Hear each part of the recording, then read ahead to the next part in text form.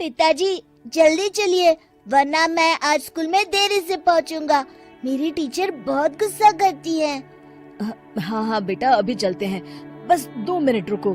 तभी रमेश की पत्नी कमरे से बाहर आती है और रमेश से कहती है, सुनिए जी, आज शाम को आप ऑफिस से जरा जल्दी घर आ जाइएगा। याद है ना, आज आपको मुझे शॉपिंग कराने के लिए लेकर जाना है। अरे भाग्यवान, इस महीने हाथ जरा तंग है। मेरी मानो तो शॉपिंग का विचार कुछ दिनों के लिए अपने दिमाग से निकाल ही दो। मैं तुम्हें अगले महीने पक्का शॉपिंग कराने ले जाऊंगा। अभी मुझे चलना चाहिए, वरना राजू को स्कूल पहुंचने में देर हो जाएगी। देखिए जी, अब आपके ये बहाने पुराने हो चुके हैं। मैं कुछ नहीं जानती। आज शाम को मुझे शॉपिंग करने जाना है, मतलब जाना है। आगे आपकी मर्जी। अच्छा ठीक है भाग्यवान, अब तुम पूरा घर सर पर मत उठाओ, मैं कुछ करता हूँ। इतना कहकर रमेश अपने बेटे राजू को लेकर वहाँ से चला जाता है। घर से निकलने के लिए रमेश जैसे ही अपनी मोटरसाइकिल शुरू करता है, तभी उसकी माँ उसे आवाज देकर कहती है, अरे रमेश, आज शाम को मुझे कुछ पैसे दे देना। याद है ना, मैंने तुझसे कहा था कि मुझे मंदिर में चढ़ावा चढ़ाना है। अरे माँ, मेरी तनख्वाह आने में अभी 10 दिन बचे हैं। अभी मेरे पास बिल्कुल पैसे नहीं है। हाँ, मेरी तनख्वाह मिलते ही मैं तुम्हें पैसे दे दूंगा। रमेश की माँ चिढ़कर कहती है, अरे तेरा दिमाग तो खराब नहीं हो गया? मैंने तेरे भरोसे मंदिर के पुजारी जी से वादा कर दिया है और तू कह रहा है कि पैसे नहीं है। अब मैं पुजारी जी को क्या जवाब दूंगी? तुझे तो मेरी इज्जत की भी कुछ परवाह नहीं है। अच्छा ठीक है माँ, अब तुम गुस्सा मत करो, मैं शाम तक कुछ इंतजाम करता हूँ।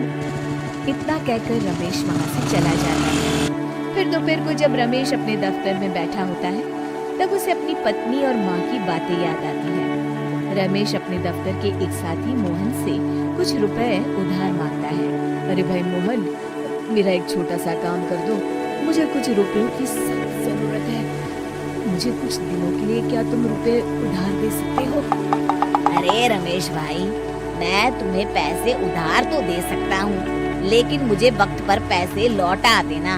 वैसे भी मेरा मानना है कि दोस्ती यारी में कभी पैसों का व्यवहार नहीं करना चाहिए।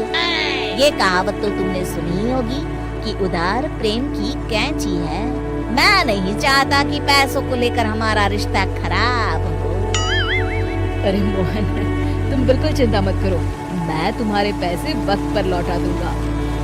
फिर मोहन रमेश को पैसे दे देता है।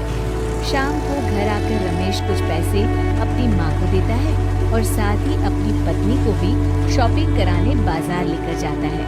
रमेश की पत्नी और उसकी माँ का स्वभाव जरूरत से ज्यादा खर्चीला होने के कारण दोनों हमेशा बेवजह पैसे खर्च करती हैं। फिर एक दिन, सुनिए जी, अगले हफ्ते हमने छुट्टियों में कहीं बाहर जाने का प्लान बनाया था। आपने पैसों का इंतजाम कर लिया ना? अरे अभी कहाँ, अभी तो मेरे पास बिल्कुल पैसे नहीं है। हम कभी और चले जाएंगे। देखिए जी, मैंने सभी सहेलियों से कह दिया है कि मैं बाहर घूमने जा रही हूँ। अगर मैं नहीं गई तो सब मुझ पर हंसेंगी। आप कहीं से भी पैसों का इंतजाम कीजिए जी। इतना कहकर रमेश की पत्नी वहाँ से चली जाती है। वहीं दूसरी तरफ रमेश की माँ भी तीर्थ यात्रा जाने की जिद करती है और रमेश से पैसे मांगती है। फिर अगले दिन रमेश एक सेठ से पैसे उधार लेकर अपनी पत्नी और बेटे को घुमाने ले जाता है और अपनी माँ को भी तीर्थ यात्रा पर भेज देता है। लेकिन जैसे ही रमेश अपनी छुट्टियाँ बिताकर वापस आता है, कर्जदार उसका जीना मुश्किल कर देते हैं। इतना ज्यादा कर्ज एक साथ अपने ऊपर देख रमेश काफी परेशान रहने लगता है। फिर एक दिन राजू की स्कूल की फीस वक्त पर न भर पाने के कारण रमेश को स्कूल में बुलाया जाता है। स्कूल के प्रिंसिपल साहब रमेश को सख्त हिदायत देते हैं कि अगर वक्त पर स्कूल की फीस नहीं भरी गई तो उनके बेटे का नाम स्कूल से काट दिया जाएगा। अपने बेटे की स्कूल की फीस भरने के लिए रमेश अपने दोस्त गिरधारी से कुछ पैसे उधार ले लेता है और स्कूल की फीस भर देता है। रमेश की माँ और उसकी पत्नी खर्चे और घर की जिम्मेदारी संभालते संभालते धीरे धीरे रमेश पूरी तरह कर्ज में डूब जाता है। और तभी एक दिन दफ्तर में काम करते समय रमेश की तबीयत अचानक बिगड़ जाती है और वो बेहोश होकर गिर पड़ता है। उसे जल्दी से पास के एक अस्पताल में भर्ती कराया जाता है। रमेश के घर वालों को ये बात पता चल जाती है तो वे सभी अस्पताल पहुंचते हैं। अस्पताल के डॉक्टर साहब उन्हें बताते हैं, देखिए, देर रात तक जागने और जरूरत से ज्यादा काम करने की वजह से इन्हें चक्कर आ गया था।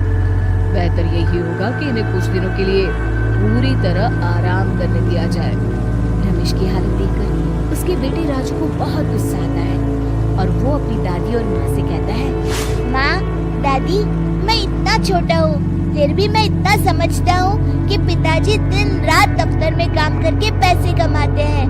पिताजी अकेला पूरा घर संभालते हैं और आप दोनों अपने फिजूल के खर्चों के लिए उन पर दबाव डालते रहते हैं। आज पिताजी की हालत के जिम्मेदार तो आप दोनों हैं।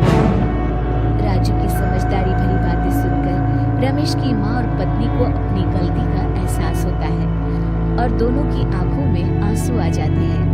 फिर कुछ दिनों के बाद रमेश की तबीयत एकदम अच्छी हो जाती है और वो पहले की तरह अपने काम पर जाने लगता है। रमेश की माँ और पत्नी अब उसे किसी प्रकार की कोई तकलीफ नहीं देते और ना ही उससे किसी चीज की मांग करते हैं। फिर देखते ही देखते रमेश अपने कर्ज के सारे पैसे चुका देता है। उसकी जिंदगी पहले की तरह अच्छी हो जाती है और वो अपने परिवार के साथ खुशी खुशी रहने लगता है। शिक्षा, हमारे रिश्ते एक तराजू की तरह होते हैं जिसकी दोनों ओर जिम्मेदारी और समझदारी का वजन बराबर होना चाहिए।